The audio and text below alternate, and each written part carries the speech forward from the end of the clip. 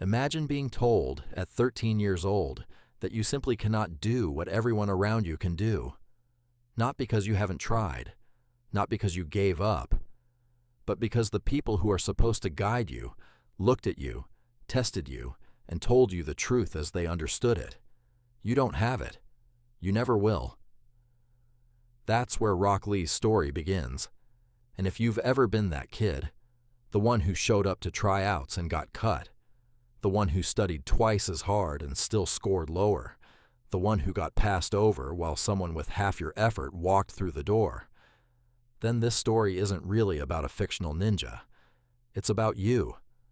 Rock Lee was born without the ability to use ninjutsu or genjutsu. In the world of Naruto, that's like being born into a family of surgeons and discovering your hands don't work the way they're supposed to. Everyone around him could do something he couldn't. And the system he was trying to enter, the Ninja Academy, was built entirely around the assumption that everyone could do it. He couldn't. Now here's the part that doesn't get talked about enough. Most people look at Rock Lee's story and walk away thinking it's about hard work beating talent.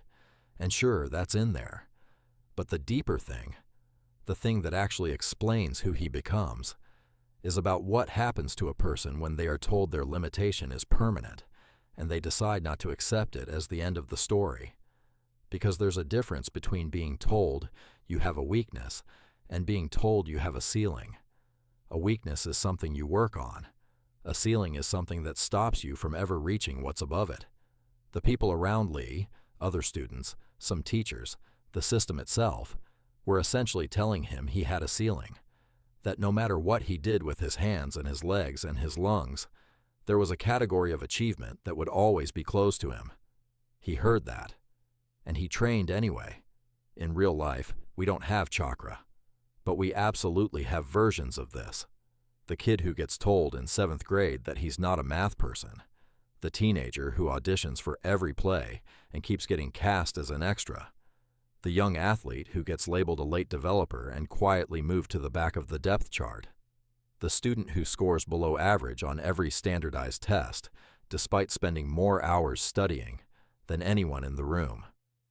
The system is not designed to ask what you're capable of becoming. It's designed to measure what you can do right now. Rock Lee couldn't do what the system measured, so the system looked at him and gave him a score, and that score was low. What he did with that score is the whole story. He didn't try to fix his weakness in ninjutsu. He didn't spend years chasing an ability that wasn't available to him. He went in a completely different direction. He became, obsessively and completely, the best possible version of what he actually could do. Taijutsu, physical combat, the one dimension of the ninja world that didn't require what he lacked. He found his lane, and then he ran in it harder than anyone had ever run before. His trainer, Might Guy, is often played for laughs in the series. The matching outfits, the dramatic speeches about youth, the over-the-top enthusiasm.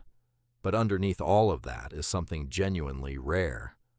A mentor who looked at a student that the system had already written off and said, "I see something here worth developing, not because you fit the standard mold, because you don't." Guy didn't lower the bar for Lee. He raised it. He gave Lee training regimens that would have broken most people, not because he was cruel, but because he understood something important. The only way someone in Lee's position was ever going to compete with people who had natural advantages was to become exceptional, not just competent, in the one thing he could control. In real life, this kind of mentorship is rare, and the absence of it is often what separates the people who transform their limitations into something extraordinary from the people who spend years trying to fix what can't be fixed and never fully committing to what could be. Most people in Rock Lee's position don't find a guy.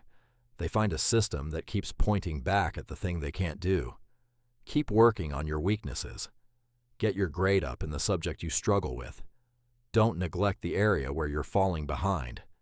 And that advice isn't always wrong, but it can become a trap.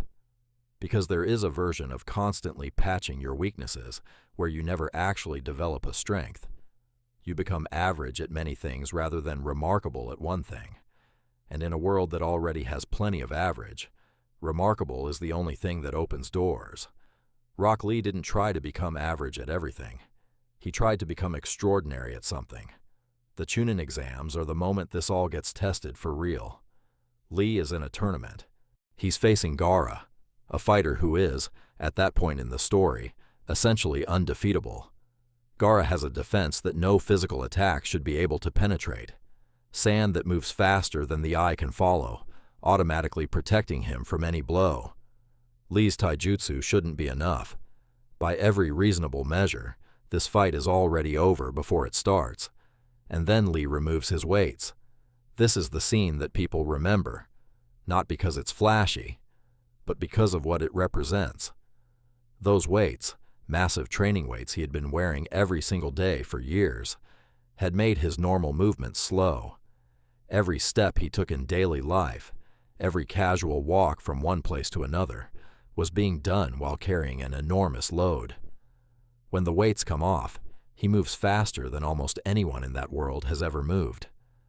He had been training for a moment he didn't know when would come. He had been building something in secret. Not secret from others exactly, but secret from the outcome. He didn't know if it would ever be enough. He trained anyway. In real life, this looks like the basketball player who spends 2 years working on his offhand in a gym with nobody watching. The musician who plays scales for an hour every morning before school. The writer who produces 1,000 words a day that nobody will ever read, just to build the muscle. The student who, after failing a subject twice, relearns it from the foundation up instead of just memorizing answers. Nobody sees that work while it's happening, and the people doing it often don't know if it will ever matter. But here is what Rock Lee's story understands that a lot of motivational content gets wrong. The work doesn't guarantee the win. Lee doesn't beat Gaara. He fights brilliantly. He lands blows that should have been impossible, and he still loses. Worse than losing, he gets his leg and arm crushed in the process.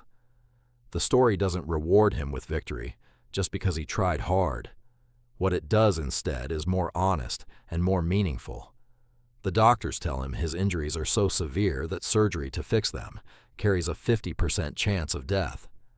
They tell him he may never fight again. And after all of that, after all of the years of training and sacrifice, and the one moment where it finally showed, ending in that kind of wreckage, he chooses surgery, because he is still not done. In real life, that's what separates the people who actually transform their limitations from the ones who give up at the first major setback, or the second, or the third. It's not that they don't get hurt. It's that getting hurt doesn't change the fundamental direction they are pointed in. Lee survives the surgery. He recovers. He becomes one of the strongest fighters in the series, not by acquiring what he lacked, but by continuing to build what he had. The lesson here is not that talent doesn't matter. It does. Lee had to work 10 times harder than people who are naturally gifted to reach the same level, and sometimes he still couldn't match them. The lesson is that the definition of your limitation is not the same as the definition of your potential. What you can't do today and what you will never be able to do are two different questions. Most of us, and most of the systems around us, treat them as the same question. They are not. If you are the person who was told you don't have it, whatever it is, the most important thing Rock Lee's story offers is not inspiration. Inspiration fades. What it offers is a framework. Find the one thing you can do that no one else is willing to put in your level of work on. Commit to it completely. Find someone who sees what you're building, not what you're missing. Keep going through the setbacks, because the setbacks are part of the path, not interruptions to it. And don't wait to be believed in before you start. Lee didn't become extraordinary because the system finally recognized him. He became extraordinary, and then the system had no choice but to watch. You were told, at some point, that you couldn't do it, that you didn't have what it takes, that the door you were trying to walk through wasn't built for someone like you. This story was never really about a fictional ninja. It was always about what you do next.